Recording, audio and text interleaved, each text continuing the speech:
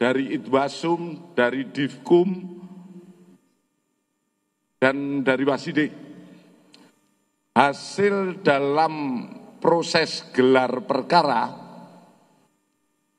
semua menyatakan sepakat untuk menaikkan Saudara PG menjadi tersangka.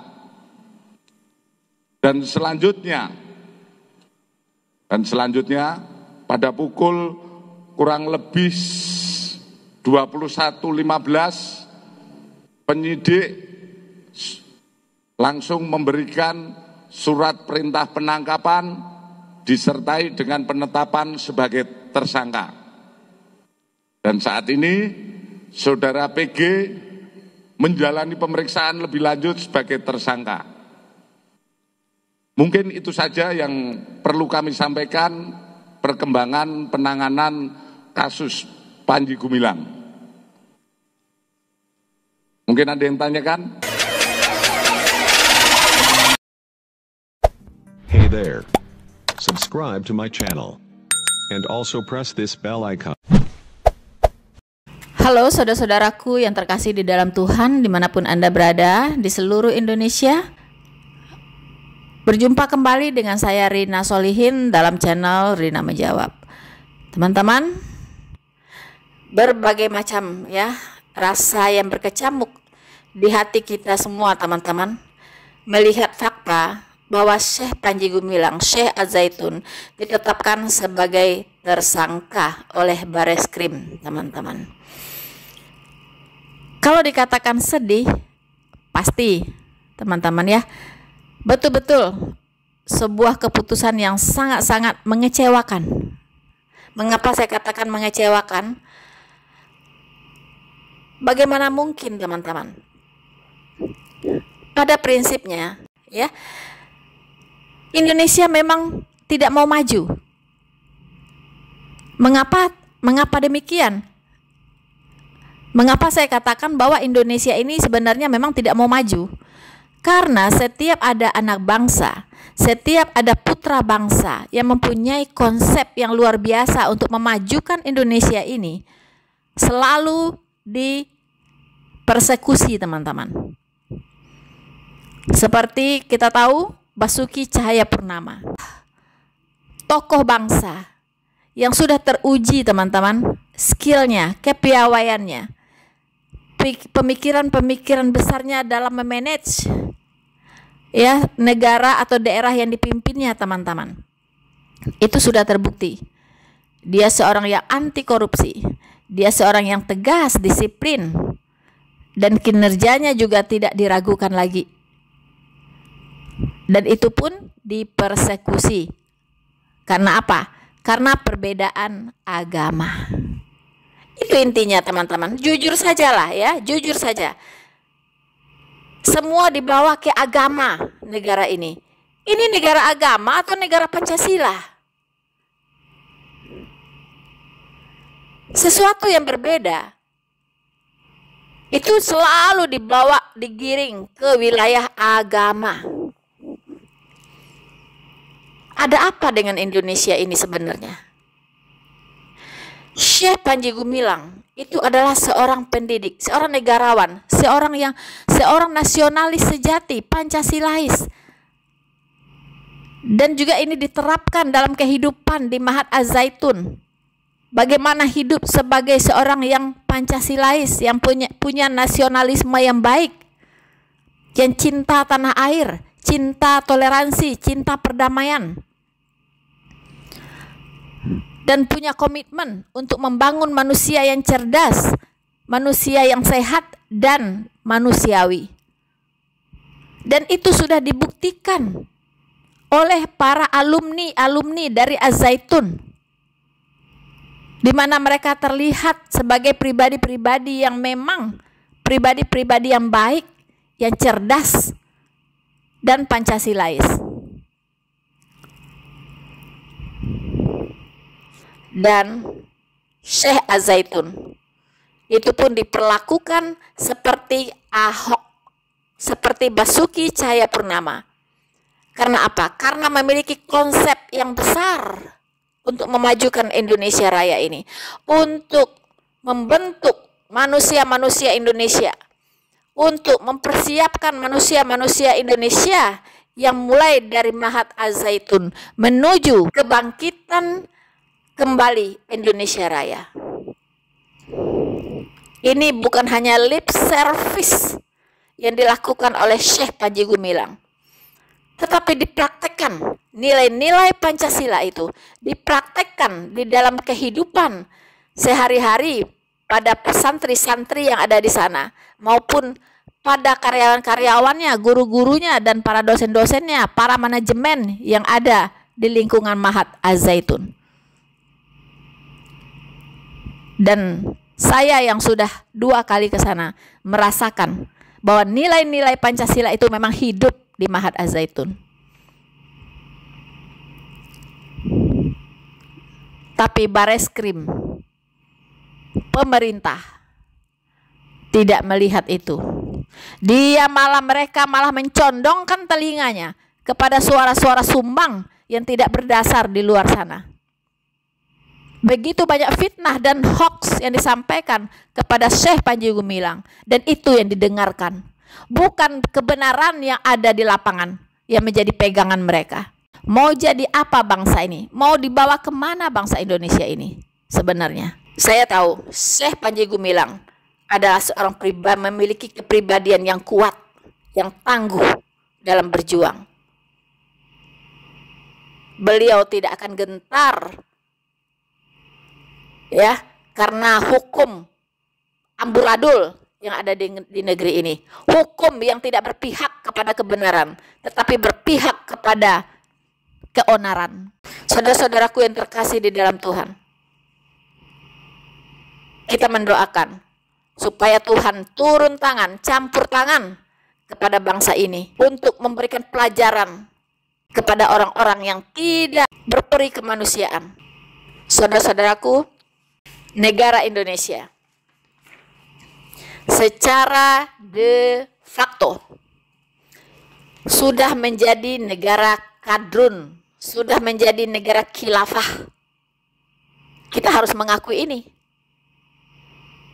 Karena berdasarkan fakta-fakta yang ada, peristiwa-peristiwa, sikap-sikap, kebijakan-kebijakan yang diambil oleh penyelenggara negara ini, itu sudah mengarah kepada negara-negara khilafah yang tidak lagi menjunjung tinggi konstitusi, tetapi mencampur adukan dengan pendapat-pendapat ormas yang secara hukum positif tidak termasuk ke dalam KUHP yang dipegang sebagai dasar untuk menentukan sikap dalam mengambil keputusan hukum.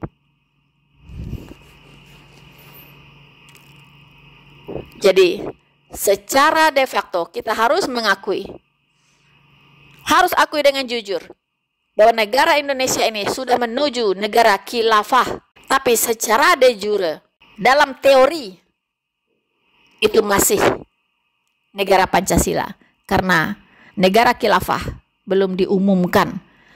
Pemerintah belum mengumumkan bahwa negara ini sudah menjadi negara agama, tetapi pada prakteknya sudah menjadi negara agama. Saya sudah pernah katakan, berapa banyak sekarang perda-perda ya yang dibuat berdasarkan syariah agama tertentu. Berapa banyak organisasi-organisasi keagamaan yang muncul saat ini untuk menggerakkan sistem syariah. Bahkan wakil presiden sendiri itu adalah pelopor dari perekonomian syariah di Indonesia. Semua disyariahkan. Jadi jelas negara Indonesia ini sedang dirancang untuk menjadi negara Islam, menjadi negara khilafah. Itulah sebab mengapa Taliban begitu mudahnya masuk ke Indonesia. Bahkan pernah diundang secara resmi oleh Yusuf Kala pada waktu itu. Dan kemarin baru saja mereka masuk begitu leluasanya. Di dalam keadaan kondisi Indonesia yang sedang carut marut seperti ini, di mana nilai-nilai nasionalisme, nilai-nilai kebangsaan, nilai-nilai Pancasila sebagai dasar negara sudah sirna di dada setiap anak bangsa. Kalau saya katakan di dada mayoritas anak bangsa. Saudara-saudaraku yang terkasih di dalam Tuhan,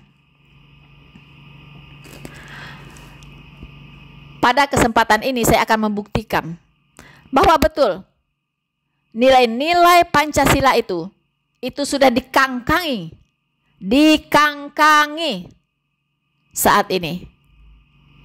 Jadi jangan heran jika ada seorang Syekh Az-Zaitun, Profesor Dr. Panji Gumilang, itu tampil berjuang untuk menghidupi Pancasila dan mewariskan nilai-nilai Pancasila itu kepada anak didiknya. Karena memang Pancasila sedang sakit parah. Burung Garuda itu sedang mengalami patah sayap, teman-teman. Tetapi kita bersyukur burung Garuda itu kokoh dan kuat di lingkungan Mahat Az-Zaitun berkat seorang Syekh Panji Gumilang. Inilah yang sedang dirongrong oleh kelompok-kelompok radikal, oleh kelompok-kelompok yang ingin mendirikan negara khilafah di Indonesia ini. Mereka melihat ini sebuah penghambat, sebuah kendala, sebuah lembaga yang akan menghalangi perjuangan mereka, dan tidak tanggung-tanggung mereka ingin merampok, ingin menggarong Az-Zaitun untuk menjadi milik mereka. Ini betul-betul sesuatu kejahatan kemanusiaan yang seharusnya dilawan. Tapi alih-alih dilawan, malah ikut dipersekusi oleh pemerintah, oleh penegak hukum di Indonesia ini. Saudara-saudaraku yang terkasih di dalam Tuhan, kita akan lihat seperti apa Pancasila di negara ini sudah mati suri, teman-teman. Sudah mati suri. Untuk itulah dibutuhkan seorang tokoh, Syekh Panji Gumilang, untuk menghidupkan kembali roh Pancasila di dalam dada anak bangsa. 1. Ketuhanan yang Maha Esa. Kita lihat, apakah ketuhanan yang Maha Esa ini hanya lip service, hanya slogan kosong yang ada pada hari ini? Mengapa saya katakan demikian, teman-teman? Karena di negara ini banyak orang sedang mengalami mabuk agama. Mabuk agama. Mereka merasa paling beragama. Mereka menunjukkan keagamaan mereka dengan melakukan ritualitas-ritualitas yang sangat-sangat intensif, teman-teman. Tapi sesungguhnya beragama itu tidak hanya bicara tentang ritualitas. Tidak. Beragama itu harus menelurkan nilai-nilai ketuhanan di dalam kehidupan sehari-hari. Hari-hari ini banyak orang mengaku-ngaku paling beragama. Tetapi saya katakan, pada faktanya mereka tidak bertuhan. Perbedaan antara beragama dengan bertuhan itu sangat jelas, teman-teman. Orang bertuhan pasti beragama, tetapi orang beragama belum tentu bertuhan. Karena banyak juga agama-agama yang diciptakan oleh manusia itu sendiri.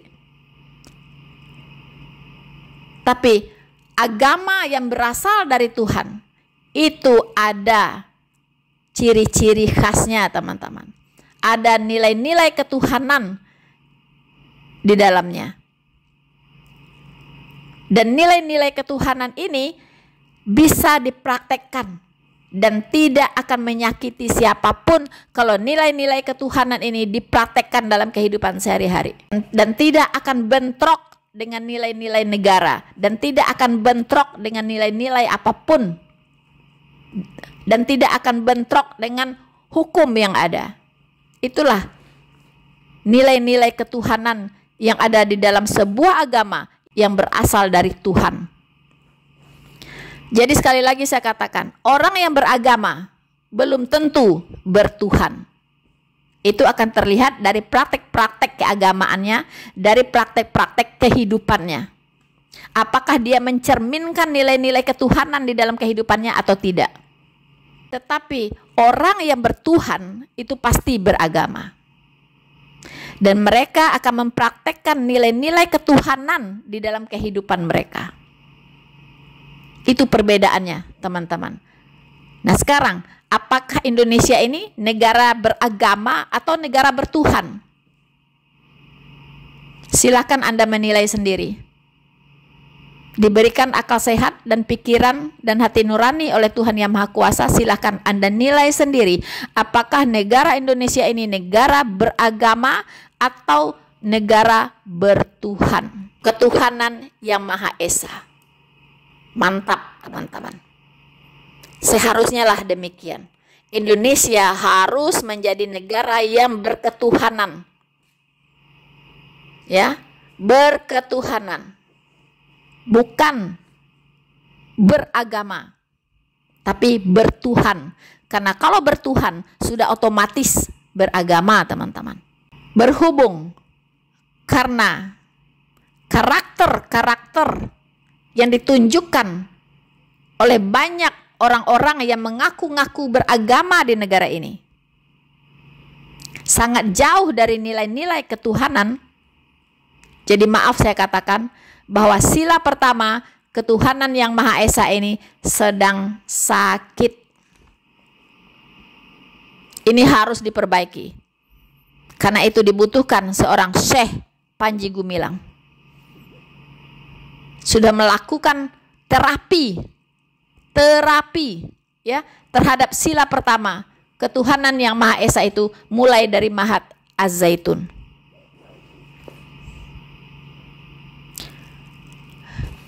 Yang kedua, kemanusiaan yang adil dan beradab. Wow, ini menjadi sebuah ungkapan yang sangat mahal ya saat ini, teman-teman.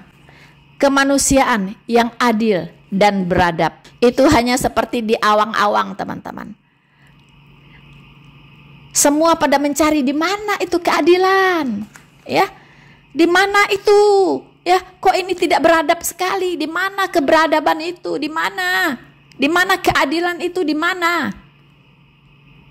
Banyak orang bingung, teman-teman, sehari ini banyak ya dari rakyat yang bingung saat ini. Di mana itu kemanusiaan yang adil dan beradab? Hanya tinggal lips service tanpa nilai. Hanya omong kosong, teman-teman. Bayangkan. Keadilan kemanusiaan yang adil dan beradab. Wow, keren sekali ungkapan ini, teman-teman.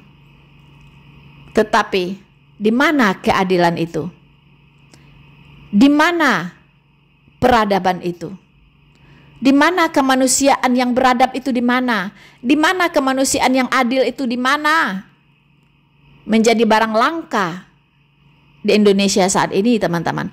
Bagaimana bisa kemanusiaan yang adil dan beradab jika orang baik dipersekusi di negeri ini? Jika tokoh-tokoh, negarawan-negarawan sejati yang ingin memajukan Indonesia ini dizolimi secara berjamaah. Di mana kemanusiaan yang adil dan beradab itu? Yang mereka lakukan adalah kebiadaban, bukan kemanusiaan yang beradab, bukan kemanusiaan yang adil, tetapi yang mereka lakukan adalah ketidakadilan dan kebiadaban. Orang baik seperti Basuki Cahayapurnama yang tulus, ikhlas, punya skill, punya kemampuan yang mumpuni untuk membangun negara ini, dijebloskan ke penjara dengan lagi-lagi tuduhan pasal karet penistaan agama. Memang pasal karet inilah yang paling mudah menggulung orang, teman-teman. Ternyata perbedaan pendapat itu sudah tidak diniscayakan lagi di negara ini. Kalau berbeda pendapatnya dengan ormas MUI, maka itu termasuk ke dalam penistaan agama. OMG, hello. Jadi negara ini sudah tunduk kepada ormas. Hukum negara ini sudah mati suri, teman-teman. Ya, makanya rest in peace bagi hukum Indonesia. Jangan katakan Anda orang hukum, wahai Bareskrim, Polri dan Kapolri. Anda turut ikut-ikut menzolimi orang-orang baik di negara ini. Hanya dengan fatwa MUI yang bukan termasuk ke dalam hukum positif Indonesia. Hanya pendapat, hanya opini, itu yang Anda jadikan landasan untuk menghukum Ahok dan Panji Gumilang. Itu adalah orang-orang cerdas, mereka adalah aset-aset bangsa yang seharusnya kalian manfaatkan untuk membesarkan negara ini, untuk membangun negara ini menjadi maju. Sama rata dengan negara-negara maju lainnya di dunia ini. Kalau hanya mengurus masalah agama, orang sudah menciptakan kehidupan di bulan, kalian masih sibuk dengan menguruskan agama. Kapan mau majunya Indonesia ini? Makanya saya katakan, Indonesia ini sebenarnya tidak mau maju. Itu saja intinya. Mereka masih mau hidup di zaman abad ke-7 sana. Ya. Mereka masih mau kembali ke abad ke-7. Sementara pesawat dunia ini sudah terbang sampai ke langit keberapa ini? Aneh memang. Orang baik tidak ada tempat di Indonesia. Orang nasionalis, Pancasilais yang ingin berjuang setulus-tulus hatinya untuk memajukan Indonesia ini selalu dipersekusi. Itu fakta. Itu fakta. Kita bicara fakta, bukan teori. Ada 10 orang saja. Orang yang seperti Basuki Cahayapurnama dan AS Panji Gumilang, saya jamin Indonesia ini bisa maju, mengalahkan negara-negara lain yang ada di dunia ini. Karena dasar kita kuat, yaitu Pancasila. Nilai-nilai global yang bisa diterima oleh semua bangsa. Tapi sayangnya, bangsa ini terlalu bodoh untuk melihat itu semua. Karena mabuk agama. Ketiga, Persatuan Indonesia. Saudara-saudaraku yang terkasih di dalam Tuhan, diakui atau tidak, saat ini Persatuan Indonesia itu masih merupakan cita-cita dari sebagian anak bangsa. Kita belum memiliki persatuan Indonesia. Selama agama masih dijadikan sebagai faktor pemisah antara suku yang satu dengan suku yang lainnya, antara kelompok yang satu dengan kelompok lainnya. Agama menjadi alat pemisah, alat pemecah belah, bukan alat pemersatu. Makanya agama jangan dikedepankan, teman-teman. Ya. Tidak ada persatuan agama di Indonesia. Yang adalah Persatuan Indonesia. Yang disatukan oleh Pancasila. Nilai-nilai kebinekaan, Bhinneka Tunggal Ika. Berbeda-beda memang kita ini, tetapi tetap satu di dalam satu kesatuan, yaitu Indonesia.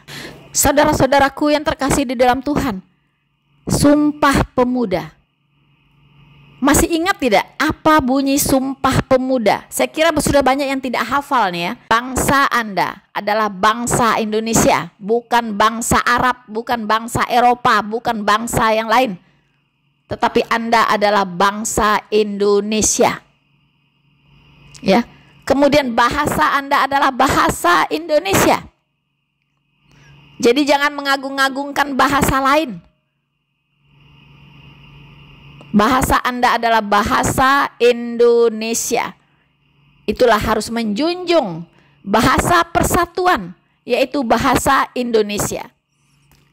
Ya. Bahasa persatuan itu adalah bahasa Indonesia. Halo. Jadi jangan sok-sok berbahasa lain supaya Anda bisa memiliki warna yang berbeda. Seolah-olah Anda lebih dari warga negara yang lain. Teman-teman. Ya, dan dari ketiga itu tidak ada tambahan lagi isi Sumpah Pemuda ini, teman-teman. Tidak ada. Tidak ada di situ dikatakan kami putra-putri Indonesia mengakui agama yang satu, yaitu agama Islam. Tidak ada, teman-teman. Ya, tidak ada pengakuan terhadap salah satu agama saja di Indonesia ini, tidak ada. Jadi setiap warga negara sudah diprotek, sudah dijamin oleh negara ini untuk bisa bebas beragama. Sudah dijamin untuk bebas melakukan ibadah sesuai dengan agama dan keyakinannya. Itu pasal 28 ayat 1 sampai 2. Tetapi apa buktinya, teman-teman? Apa buktinya di lapangan saat ini? Berapa banyak gereja yang ditutup? Berapa banyak ibadah-ibadah orang Kristen dibubarkan? Betapa sulitnya keluarnya izin untuk mendirikan gereja. Tapi berapa banyak masjid yang ditutup? Adakah? Begitu mudahnya mengeluarkan izin untuk mendirikan masjid di setiap pojok ada. Cuman jarak berapa puluh meter sudah ada lagi. Tapi izin untuk mendirikan rumah ibadah agama lain begitu sulit di negara ini. Ada apa? Teman-teman, ada apa? Itu pertanyaan kita. Apakah agama yang boleh eksis di sini hanya agama Islam? Ini sudah menyalahi sumpah para pemuda Indonesia. Itu sudah menyesatkan. Itulah yang disebut dengan aliran sesat. Itu sebenarnya yang disebut aliran sesat. Bukan Az-Zaitun. Bukan Syekh Panji Gumilang yang sesat.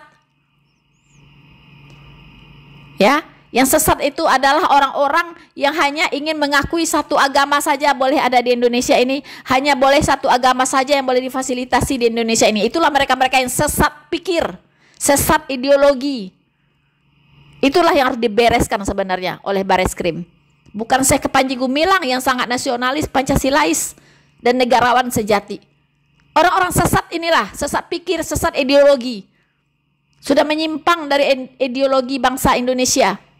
Itu yang Anda, para penegak hukum ini harus bereskan kalau Indonesia ini mau maju. Tapi apa yang Anda lakukan? Anda mempersekusi, ikut-ikut mempersekusi, mengikuti suara-suara orang-orang kadrun ini untuk mempersekusi putra-putra terbaik bangsa. Wahai Kapolri, apa tugasmu di sana? Bukankah engkau mengaku anak Tuhan, tapi apakah engkau bertuhan? Apakah engkau sudah turut beragama tapi tidak bertuhan? Mana komentarmu ketika gereja-gereja ditutupi? Ketika banyak ibadah-ibadah dibubarkan? Mana komentarmu, wahai Kapolri? Saudara-saudaraku yang terkasih di dalam Tuhan, kita lihat sila keempat. Kerakyatan yang dipimpin oleh hikmat kebijaksanaan dalam pemusyawaratan dan perwakilan. Jujur, kita harus akui bahwa ini pun sedang tergerus. Hanya lip service saat ini, teman-teman. Ya, mana budaya musyawarahnya? Ya, mana budaya tabayunnya? Mana? Syekh Panji Gumilang, sudah kalian hakimi sebelum kalian bertabayun. Mahfud MD, yang notabene adalah Menko Polhukam, begitu mudahnya menelan bulat-bulat laporan dari Ridwan Kamil ya tentang Syekh Panji Gumilang dan Az-Zaitun. Kemudian langsung memvonis, diduga inilah, diduga itulah, diduga inilah, diduga itulah, nyinyirnya bukan main. Tapi dia sendiri tidak pernah sowan, tidak pernah datang ke Al-Zaitun untuk melihat sendiri apa yang terjadi di sana. Tapi sudah divonis sebelum vonis hakim, teman-teman.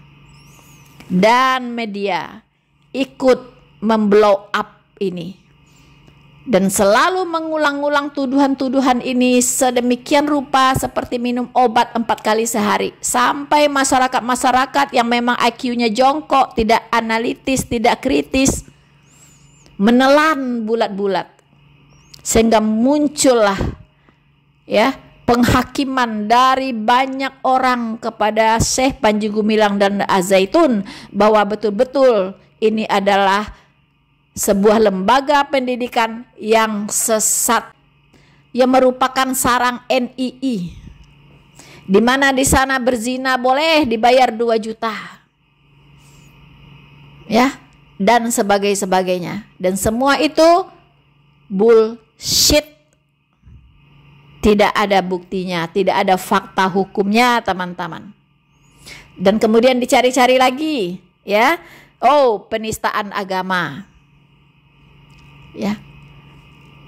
Hanya mendengarkan Bareskrim untuk memutuskan Syekh Panji Gumilang untuk ditetapkan sebagai tersangka, itu membutuhkan fatwa MUI, teman-teman. Bayangkan, yang melaporkan Panji Gumilang itu adalah MUI, memakai tangan dari Advokat Pembela Pancasila apalah itu. Nah, ya kan? MUI memakai tangan di situ untuk melaporkan Panji Gumilang. Kemudian Bareskrim minta lagi fatwa dari MUI. Ya sama aja bohong gitu. Dia yang melaporkan itu adalah rancangan dia, skenario dari MUI. MUI lagi yang diminta fatwa. Ya udah, sama aja, sudah ada api disiram pakai minyak lagi. Ya tambah besar lah apinya. Ya, harusnya ya kalau Bareskrim ini diberikan hikmat oleh Tuhan, dia harusnya jangan menunggu fatwa MUI. Banyak ulama-ulama lain yang cerdas-cerdas di luar sana. Bahkan ada pakar hukum nasional juga yang sudah mengatakan bahwa tidak memenuhi unsur-unsur hukumnya. Tidak memenuhi unsur-unsur hukumnya untuk dijatuhi sebagai tersangka. Ya, dalam penistaan atau penodaan agama. Tapi Bareskrim memutuskan itu karena fatwa MUI. Jujur saja. Ya, entahlah, logika saya kok nggak nyambung, kok nggak, akal sehat saya kok nggak bisa menerima begitu. Ya, bisa-bisanya yang melaporkan MUI, walaupun pakai tangan orang lain, ya, kemudian si Bareskrim minta lagi fatwa MUI untuk menentukan ini Panji Gumilang akan ditetapkan tersangka atau bukan. Apa-apaan gitu, ya. Apa-apaan begitu. Harusnya MUI ini tidak bisa dijadikan rujukan fatwanya. Kenapa? Karena dia yang mempersoalkan Panji Gumilang. Nggak usah fatwa pun udah tahu pasti MUI ini mau Panji Gumilang ditersangkakan. Kita masuk ke sila kelima. Keadilan sosial bagi seluruh rakyat Indonesia. Wow, fantastik. Ya. Keadilan sosial bagi seluruh rakyat Indonesia. Tetapi bicara tentang keadilan, ini sudah menjadi barang langka, teman-teman, saat ini di Indonesia. Barang langka. Ya. Hanya sekali lagi lip service. Dan menjadi dagangan yang laris manis pada saat pilkada, pada saat pemilu. Wow, semua menjanjikan keadilan sosial. Kami akan begini, kami akan begono, akan begini, dan sebagainya. Hanya janji janji kosong. Zong, zong, zong.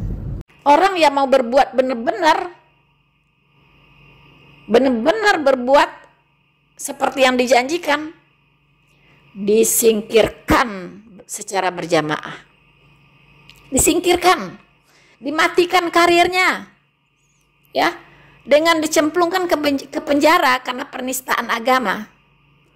2 tahun Ahok itu sudah mematikan karir Ahok sebagai pemimpin di negara ini, karena katanya sudah tidak memenuhi syarat untuk dicalonkan sebagai pemimpin.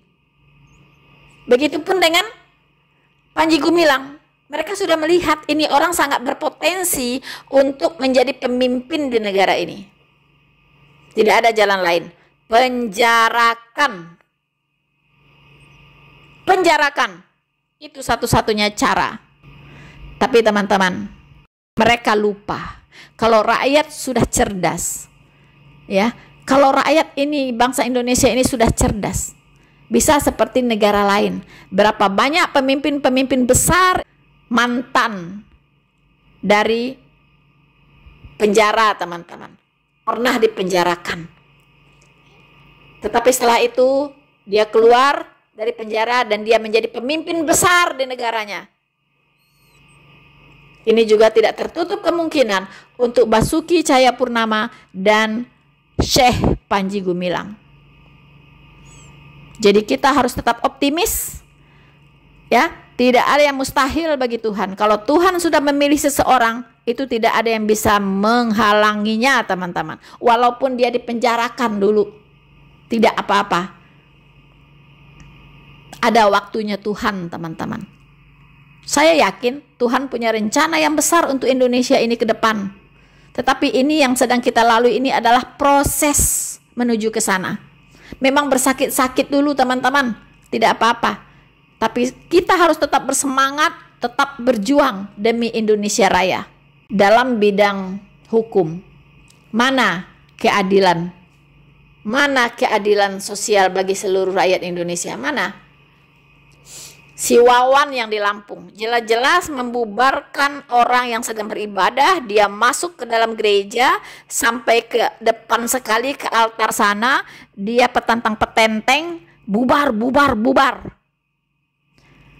Dilaporkanlah ke polisi, ditangkap, dijadikan tersangka, tetapi dibebaskan lagi karena katanya sih kurang bukti, kurang barang bukti. Kurang barang bukti apa? Itu video sudah viral kemana-mana. Mungkin sudah sampai ke Amerika, ya. Indonesia sudah jangan disebut lagi. Udah ke seluruh dunia viral. Bagaimana dia masuk ke gereja petantang-petenteng membubarkan orang, katanya kurang bukti.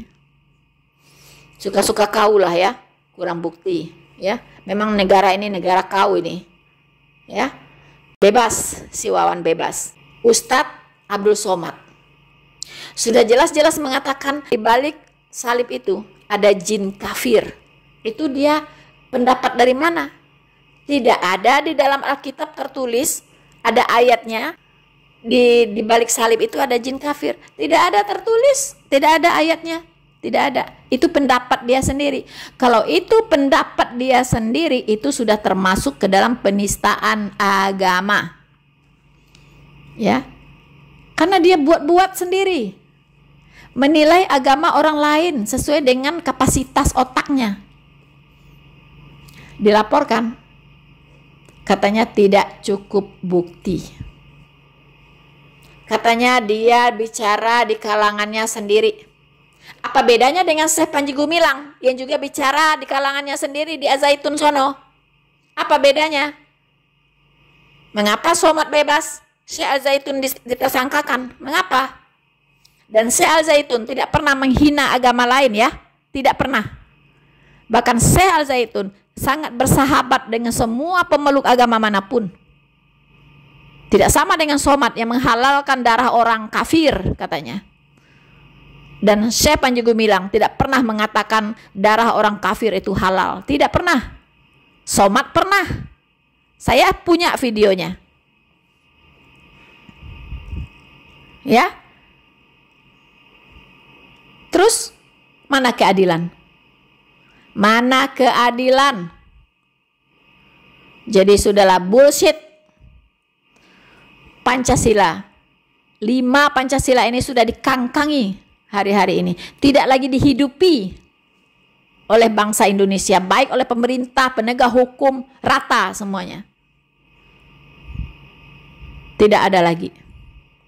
Itulah di saat-saat negara sedang sakit parah seperti ini, sakit parah dalam hal ideologi berbangsa dan bernegara, muncul seorang Syekh Az-Zaitun AS Panji Gumilang untuk membangun kembali nilai-nilai solidaritas, nilai-nilai kebangsaan, nilai-nilai Pancasila dan nasionalisme di dalam dada anak didiknya yang nanti diharapkan akan menjadi pemimpin-pemimpin masa depan bangsa ini. Dan itu dizolimi, dan itu dipersekusi secara berjamaah oleh kalian yang ada di sana.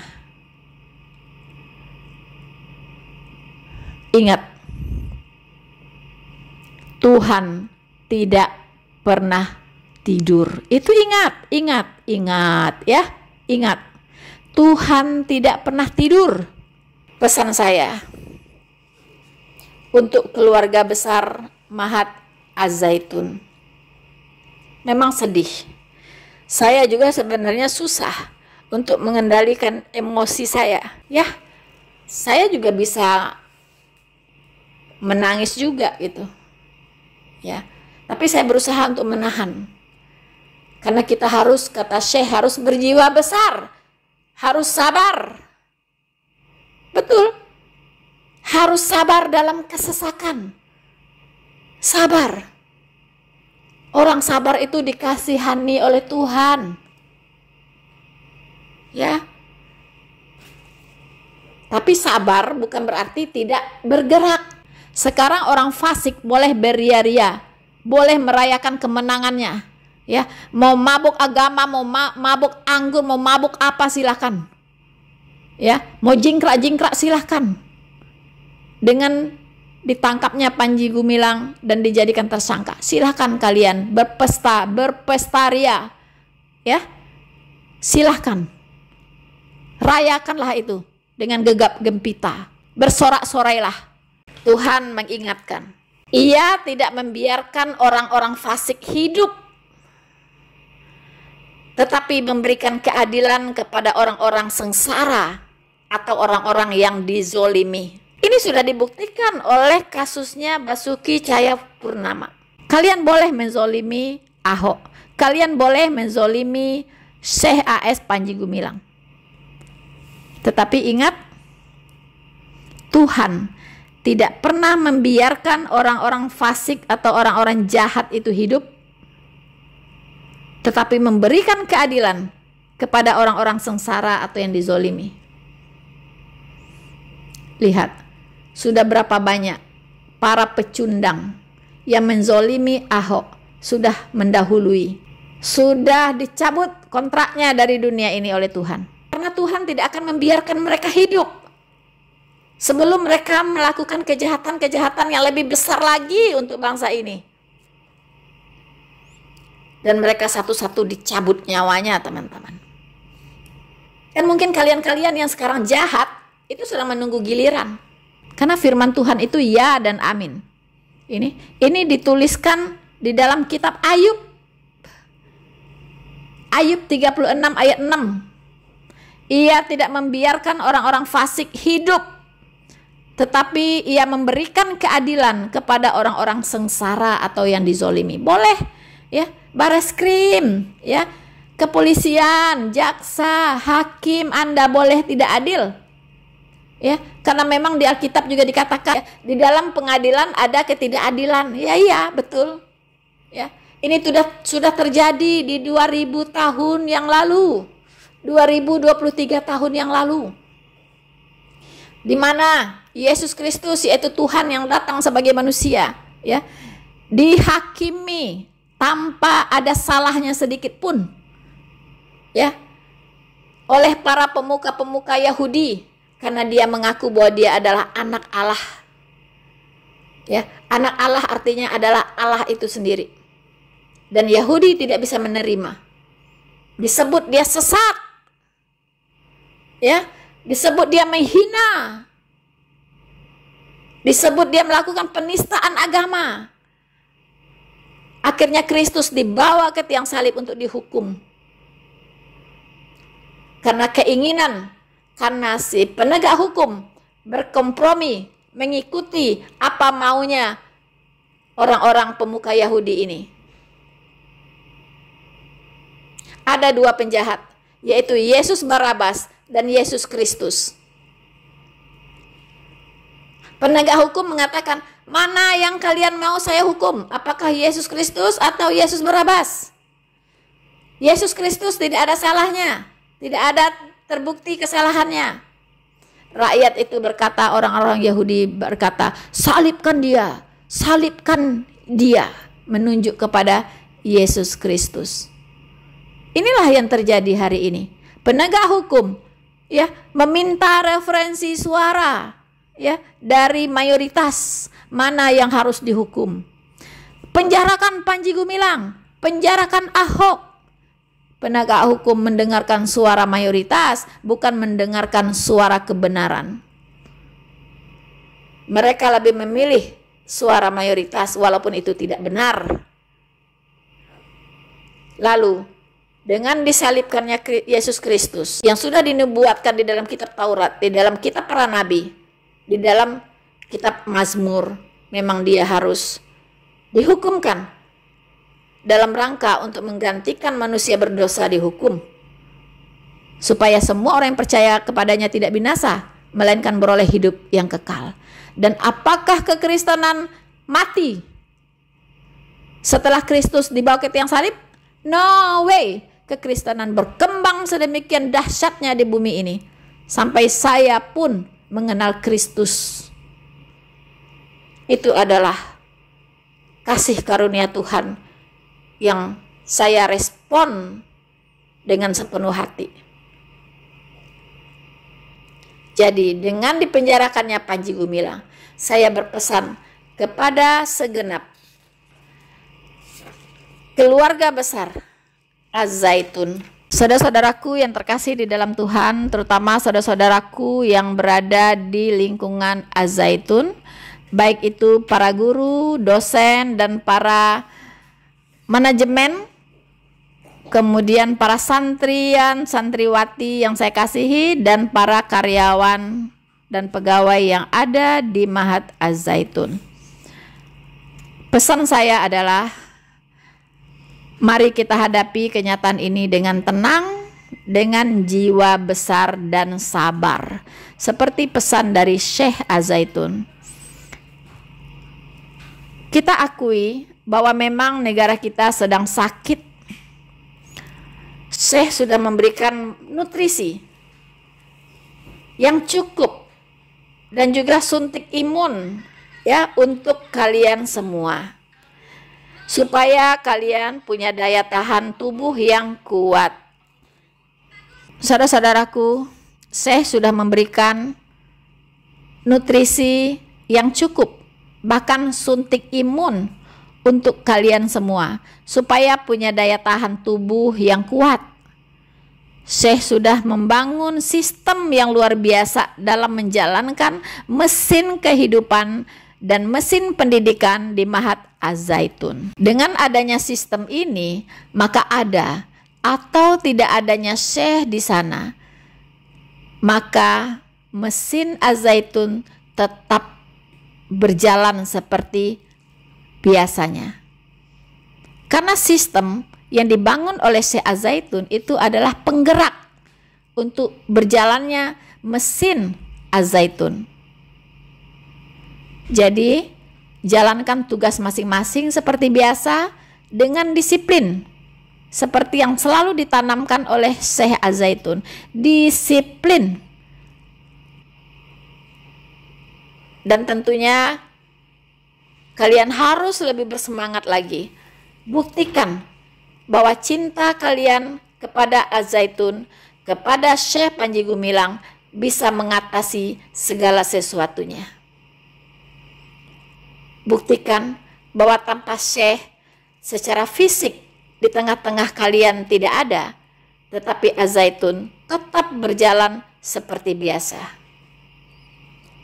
Tetap bergerak maju sebagai lembaga pendidikan terbesar di Asia Tenggara, sebagai lembaga pendidikan pondok pesantren terbesar di Asia Tenggara yang membudayakan toleransi dan perdamaian menuju masyarakat yang cerdas, sehat, dan manusiawi. Bagi para pendukung Syekh Panji Gumilang, tentunya ini dari kelompok-kelompok yang nasionalis dan Pancasilais lintas agama yang akan mengawal proses hukum ini, kami ucapkan selamat berjuang untuk mengerahkan segala upaya dan tenaga untuk menegakkan keadilan, kebenaran di negeri ini demi kemajuan Indonesia, demi kebangkitan kembali Indonesia Raya. Rakyat yang masih nasionalis, masih cinta negara Pancasila, dan masih cinta NKRI, mari kita kawal terus kasus Panji Gumilang ini. Kita akan saksikan apa yang terjadi. Hakim di dunia ini boleh tidak adil, tetapi hakim di atas segala hakim di atas sana itu akan menyatakan keadilannya. Untuk Syekh Panji Gumilang, tetap semangat Syekh, tetap kuat, dan tetap kobarkan api perjuangan itu, jangan sampai padam. Kami menunggu. Tuhan selalu bersama Syekh, karena kami percaya Tuhan bisa memakai siapa saja sebagai perpanjangan tangannya untuk menyatakan kasihnya kepada Indonesia. Dan kami percaya Tuhan sudah memilih Syekh Az-Zaitun untuk menjadi pendobrak, untuk menjadi tokoh revolusioner untuk bangsa Indonesia yang lebih baik. Teman-teman, tetap semangat, tetap berjuang. Mari kita lawan berbagai bentuk penjajahan di bumi Indonesia ini, baik penjajahan secara fisik, baik penjajahan secara ideologi, baik penjajahan secara mental. Harus kita lawan bersama. Bersama saya, Noverina Solihin. Tuhan Yesus memberkati kita semuanya. Maranatha.